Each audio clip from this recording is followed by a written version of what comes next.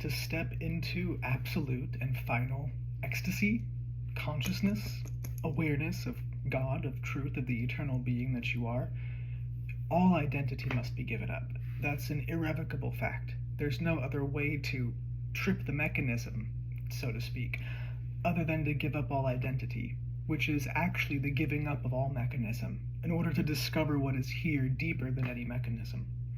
And even the most expansive social categories and titles, which are relatively more expansive compared to the titles and categories that you may have been handed at birth by family, society, religion, custom, tradition, whatever, there's still a sliver of incompleteness. There's still always a feeling of something missing.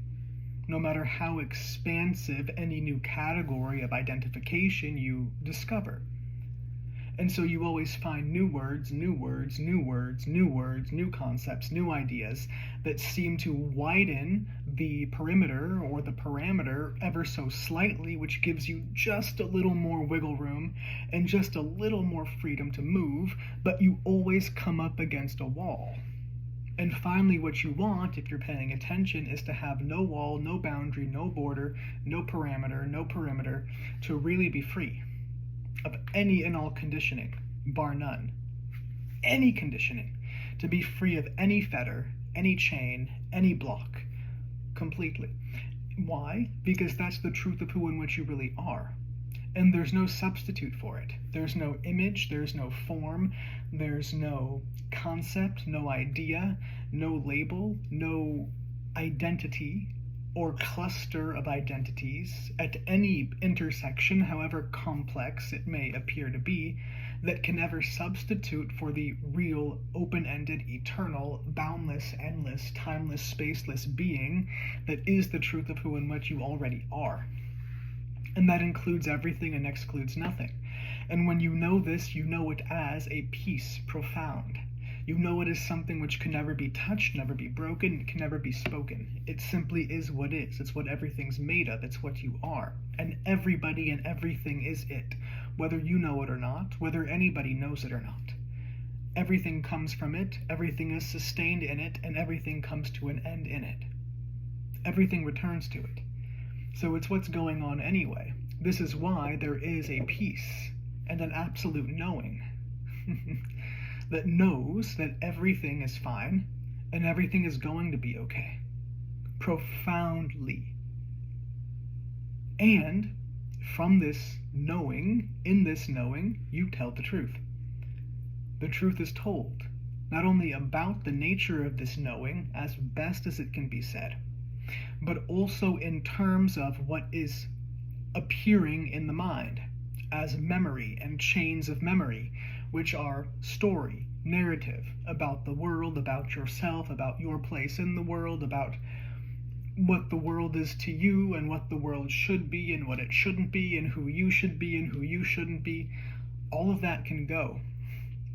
And if you're trying to please anybody, or conversely trying to displease anybody, you cannot do that. You can neither please nor displease, or aim to displease. But by being tied to some narrative, to some notion of story, of concept, which means you have to anchor yourself into that which you are not in order to be antagonistic deliberately to anybody or anything with any kind of a motive or agenda, even if you think it's justified. This isn't about justification or rationalization.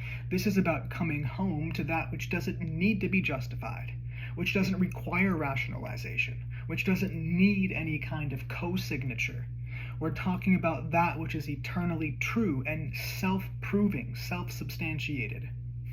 We're talking about that which alone is real, apart from which nothing is, and outside of which there is nothing. There's nothing outside of this. Nothing. It has no boundary, no wall, no beginning or end. And there's nothing inside of it either. It's completely free. It's clear. It's lucid. It's lucidity itself. And from this place you can tell the truth.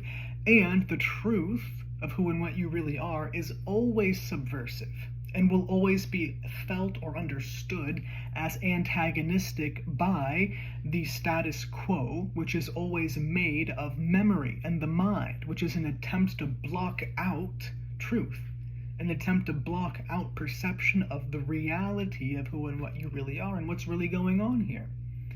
So when any narrative of the mind is believed, that's hell. That's being caught in the war, and it's an insoluble war. There's no end to it until everything is destroyed. And when you finally see that, then you can bring an end to everything inside of yourself right now, because that's where it's going anyway. All birth terminates in death. There's no birth that doesn't end in death. And there's nothing that dies that wasn't born.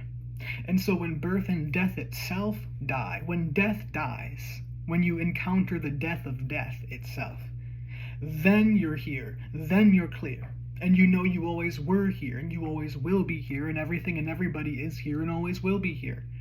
And in that you see the entire physics of the mind, and then from this place you can see what a ridiculously ignorant thing it is to live in hatred, which is what we mean by anger.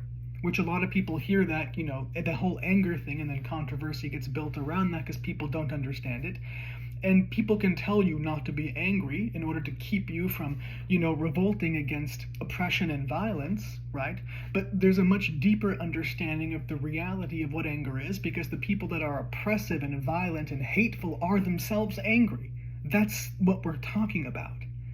When we talk about anger, we're not talking about not standing up for yourself. It's perfectly loving to say no, stop. It's perfectly loving to say get out of the way, move. It's perfectly loving to say no, to say stop. Perfectly loving. In fact, it must be said. When it's appropriate to say stop, it's appropriate to say stop. And you know when that's appropriate. And you don't need a consensus from anybody on the outside. Are you okay if I say stop? No. Say stop when you need to say stop. Done. Say no when you need to say no. Period. You don't need a consensus from the outside. Who would you seek consensus from? One who has something to gain by steamrolling the truth? You see, so truth needs no external consensus. It is what it is. And when beings of truth, when those who are in truth get together, it seems that they're in consensus. But they're all in sovereignty. And when you're in sovereignty, what you see is the same thing, which is nothingness, which is everything. That's why all enlightened beings, regardless of the culture they come from or the time or place, always say the same thing. It's spoken with a different aesthetic and with different angles, because the angle which with anything is spoken depends upon what's happening here. And so sometimes somebody will say yes, and sometimes they'll say no. And people will say, well, they said yes and they said no, so what's the truth, yes or no? It depends on the context. It's pragmatic.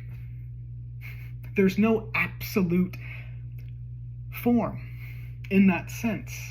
Semantics is not the end game. Pragmatics is what gives context to semantics. So people that are manipulative, they'll pretend that semantics is absolute. It is not. It is pragmatic awareness that gives context to semantics. Form never gives absolute context to another piece of form. Ever, it's not possible.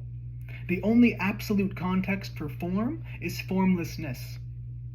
And if you don't know the formlessness of your own being, you don't understand form, or physics, or the psyche, or anything. Relationship, love, fear, death, life, nothing.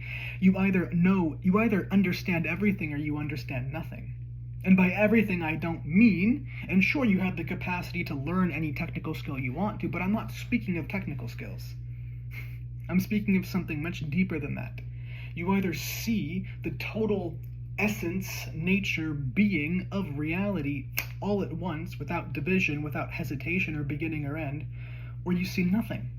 And this capacity to see everything all at once is the unique station of the human being, to be aware of yourself as both nothing and everything all at once, and not as a simple intellectual idea, but as the living reality of who and what you really are.